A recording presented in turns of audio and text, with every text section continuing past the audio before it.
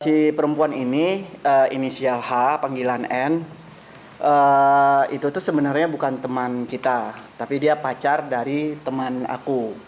Terus kenalnya di sana, dan di sanalah dia menawarkan investasi dengan iming-iming yang menjanjikan profit besar 20% sampai 25% per bulan. Siapa sih yang nggak tergiur dan tidak terpikirkan selama itu ada cuan, apalagi aku sekarang ada keluarga, untuk istri, untuk calon anak aku percaya. Terus 22 November 2025 itu pertama kali aku transfer pengadaan kepiting dengan modal 20 juta itu ke rekening dia. Karena di sini di kontrak hanya ada nama aku dan dia. Selama berjalannya itu 21 Januari 2026 dia minta dan mengiming-imingkan modal 150 juta untuk counter HP. Itu ada chatnya. Dia terus ayo bang investasi di counter HP gitu. Aku sempat berantem sama istri aku, kenapa kita nggak bikin online aja, kenapa harus ada counter HP. Di sini juga ada chatnya.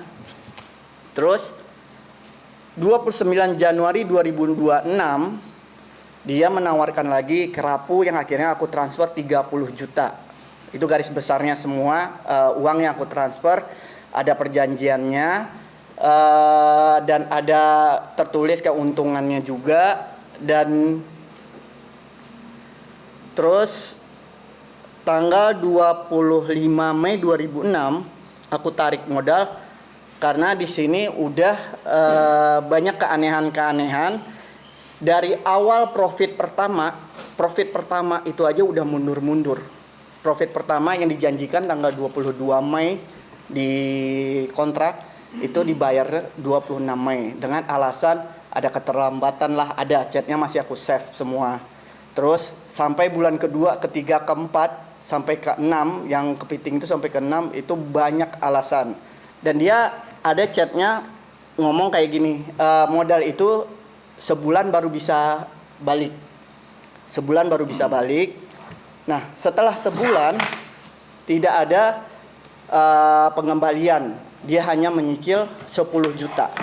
Alasannya banyak. Salah satu alasannya yang menurut aku aneh, alasannya membawa-bawa salah satu nama institusi minta pelicin. Nah, itu sebagai bukti kita juga apakah benar. Kan kalau seandainya itu tidak benar kan bisa ke dia juga gitu. Beliau ini adalah korban dugaan penipuan dan penggelapan yang dilakukan oleh inisial H. Ya, jadi jangan memutarbalikkan fakta, Jangan memutarbalikkan fakta. Pokok perkara ini adalah bagaimana Mas Ridho Ilahi ini ditipu. Ya, patut diduga ditipu, Anda tipu. Anda gelapin uangnya. Kok Anda malah memutarbalikkan fakta, ya, meminta dukungan netizen seolah-olah Anda terzolimi, Anda difitnah, Anda dicemarkan nama baiknya. Jangan Anda lari dari tanggung jawab Anda dengan membuat satu opini, skenario, mengundang wartawan, ya, didampingi kuasa hukum hanya untuk Anda lari dari pokok masalah yang sebenarnya. Agenda kami hari ini adalah pendampingan klien untuk melaporkan public figure. Ya, ini karena kami belum melaporkan, kita kasih inisial dulu ya. Public figure ini suami istri yang kita laporkan, yaitu inisialnya RI dan juga AC atas dugaan tindak pidana penyemaran data pribadi secara melawan hukum ya via elektronik dan juga pencemaran nama baik dan juga pasal pendistribusian informasi elektronik secara melawan hukum, dan di sini sangat merugikan daripada klien kami. Kemarin aku sempat lihat statement dia yang dia bilang aku ngeintimidasi. Sekarang yang aku minta itu kan uang aku ya, uang bukan pinjam. Di kontrak juga tertulis kerugian itu ditanggung oleh pihak kedua. Pihak kedua itu adalah dia. Sedangkan kemarin dia ngomong di kontrak itu tidak ada tanggung jawab dia. Terus kalau dia bilang aku ngeintimidasi dia, nge-neror anaknya, sosmed anaknya aja aku nggak tahu. nomor telepon anaknya aja aku nggak tahu. Makanya aku mau diskusi sama Mas Dedi, lawyer aku, apakah perlu kita melaporkan fitnah, mengefitnah aku kalau aku ngeintimidasi keluarganya, padahal sedangkan yang aku kirim somasi. Kita udah ngirim somasi juga. Sebelum aku ngelaporin kita udah ngirim somasi juga. Kemarin lawyernya atau dia aku nggak tahu bikin statement 50 itu kecil. Tapi 50 juta itu membuat istri aku yang lagi hamil 5 bulan masuk rumah sakit 2 kali. Ya, ini yang nggak pernah aku ceritain. Aku nahan.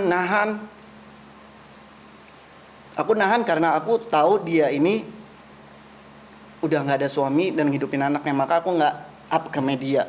Karena aku ingin menyelesaikan ini secara musyawarah. Tapi yang aku terima, ntar sok ini orang ngentengin. Apa ada seseorang di belakangnya atau ada sindikat kah atau apakah. Akhirnya sekarang aku ngomong, kenapa aku up ke media biar nggak ada lagi korban selanjutnya. Dan aku mohon kepada Bapak Kapolres, penyidik untuk menyelidiki ini. Karena mungkin takutnya ada orang yang berinvestasi dengan uang pas-pasan, uang yang siapa sih yang nggak pingin memutar uang untuk kebahagiaan anak dan istrinya. Di sini aku bukan sebagai Ridho selebritis atau aktor, tapi aku sebagai seorang suami yang aku minta uang untuk yang istri aku aja sampai masuk rumah sakit. Kasihan kamu sayang, kamu syuting dari pagi sampai malam, kok dia enak-enakan, di story-nya hedon, main golf apalah. Uang 50 juta buat klien saya itu besar, ya.